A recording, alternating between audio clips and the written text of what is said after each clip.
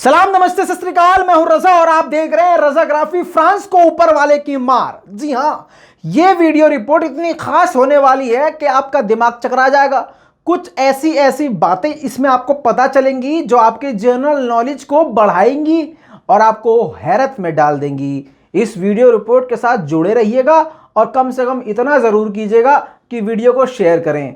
BJP के नेताओं की तरह आधा अधूरा काम ना करें। वीडियो को जहां तक हो सके शेयर किया कीजिए। चलिए जान लीजिए कि ऊपर वाले की मार फ्रांस को कैसे पड़ रही है। तो भाई साहब, बात सीधी ऐसी है कि फ्रांस एक तरफ से आपको पता है कई महीने से इस्लामोफोबिया में उलझा हुआ है, मुसलमानों को टारगेट कर रहा है, मुसलमानों के ऊपर जुल्म और सितम कर रहा है। ये सारी दुनिया जानती है। हर देश का इंसान अब ये जानने और समझने लग गया है।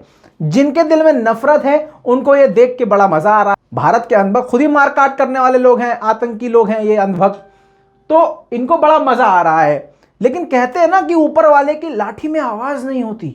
ये आवाज नहीं होती, वो वाली आवाज नहीं, भट भट वाली आवाज। मतलब ये ऊपर वाला किसी भी तरह से जालिम को सजा दुनिया में भी देता है और आखिरत में भी देता है। ये तो खुद कुरान में लिखा है। अब आगे बढ़ते हैं दोस्तों। आपको ये जानकर हैरानी होगी कि पूरी दुनिया में कोरोना की वजह से सबसे ज़्यादा नुकसान अमेरिका का तो हुआ ही है, लेकिन अब रिपोर्ट से खुलासा ये हुआ है कि अमेरिका के बाद जो सबसे ज़्यादा नुकसान अगर किसी का हो रहा है तो फ्रांस का हो रहा है और लगातार हो रहा है। अभी तक आपको यकीन नहीं आएगा, लेकिन आपको बता दूं कि फ्रांस में बेरोजगारी ठीक वैसे ही बढ़ रही है जैसे हमारे माननीय मोदी जी की दाढ़ी बढ़ रही है।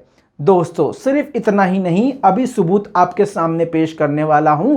आपने एक गाड़ी की कंपनी का नाम जरूर सुना होगा, लिख के दे रहा हूं, जिस गाड़ी की कंपनी का नाम है रेनॉल्ट। जी हां, जरूर पहचानते होंगे।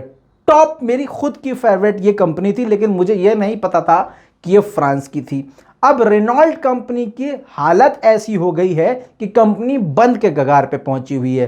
फ्रांस की ये कंपनी है और इसको इतना नुकसान हुआ है कि इसने खुद स्टेटमेंट दिया है कि ऐतिहासिक नुकसान रेनॉल्ट यानी हमें हुआ है। रेनॉल्ट ने बताया कि उसको 8 अरब यूरोस का नुकसान हुआ है। 8 अरब यूरोस, समझ सकते हैं आप दोस्तों।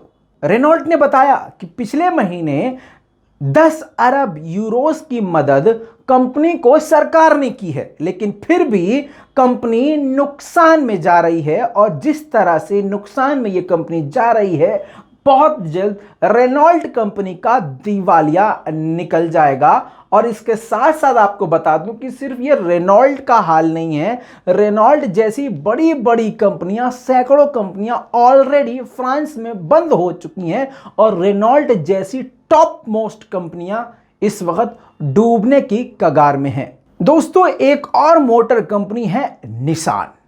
मैं लिख के देता हूं, यह भी आप जानते होंगे, बच्चा बच्चा जानता होगा। निसान भी इतने ज्यादा नुकसान में चल रही है कि यह भी कंपनी फ्रांस की है और इतना नुकसान हो चुका है कि यह बंद के कगार पर है। और यह जान लीजिए कि अगर आपके किसी जानने वाले के पास निसान या रेनॉल्ट गाड़ी है और यह कंपनी पीछे से बंद हो जाती है तो सपोर्टिंग भी पूरी तरह से बंद हो जाएगी। इसके सारे सर्विस सेंटर भी बंद हो जाएंगे। यानी नुकसान सिर्फ फ्रांस का नहीं, फ्रांस की कंपनियों से जो जुड़े हुए लोग हैं उनका भी नुकसान होगा।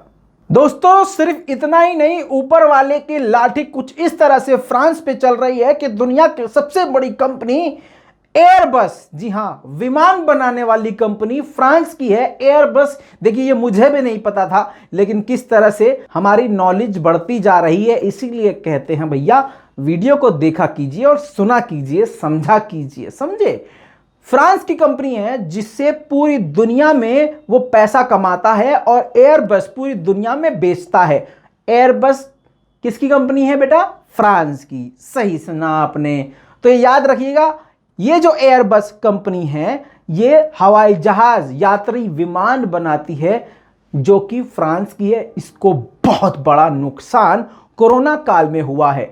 याद रखने वाली बात यह है कि पूरी दुनिया का ही नुकसान हो रहा है, लेकिन सबसे ज्यादा नुकसान इस वक्त अगर कोई देश उठा रहा है तो वो फ्रांस है। एयरबस ने अपने 15,000 प्रोजेक्ट्स को बंद कर दिया और लगभग 20,000 कर्मचारियों को नौकरी से निकाल दिया। अब आप अंदाजा लगा लीजिए कितनी बेरोजगारी वहां पर बढ़ती जा रही है। सिर्फ इतना ही नहीं, एयर फ्रांस KLM ने भी काफी ज्यादा नुकसान झेला है। सारी फ्लाइट्स कैंसिल हो चुकी हैं और ये भी अब कंपनी इतने ज्यादा नुकसान में जा चुकी है कि दोबारा से खड़ा होना बेहद मुश्किल है। मजे की बात यह है कि फ्रांस की सरकार अपने खजाने खाली कर कर के इन बड़ी कंपनियों को दे रही है, लेकिन उभरने के बजाय ये कंपनियां डूबती नजर आ रही हैं। जैसे कि मैं आपको बता चुका हूं कि बड़ी बड़ी कंपनियों के अगर ये हाल है तो आप समझ लीजिए छोटी मोटी कंपनियों का क्या हाल हुआ होगा। फ्रांस के लोगों में गुस्सा भी है, लोग प्रोटेस्ट भी कर रहे हैं और टीकाकारों का और एक्सपर्ट का कहना है कि सिर्फ ऐसे ही मुद्दों को दबाने के लिए इस्लामोफोबिया का नौटंकी और ड्रामा इमैनुअल मैक्रोन कर रहे हैं। सेम वही जैसे हमारे भारत में दाढ़ी वाले बाबा करते हैं जब चुनाव होता है, या चुनाव जीत जाते हैं या हार जाते हैं। वो तो भैया जानते हैं कि उनके मानने वाले सारे दंगाजीवी हैं, तो दंगा वो करवाते हैं और हमेशा हिंदू मुस्लिम का तांडव करते हैं। अरे तांडव तो बैन करवा दी थी ना इन्होंने, हो क्योंकि तांडव में इनकी सच्चाई नजर आ गई थी।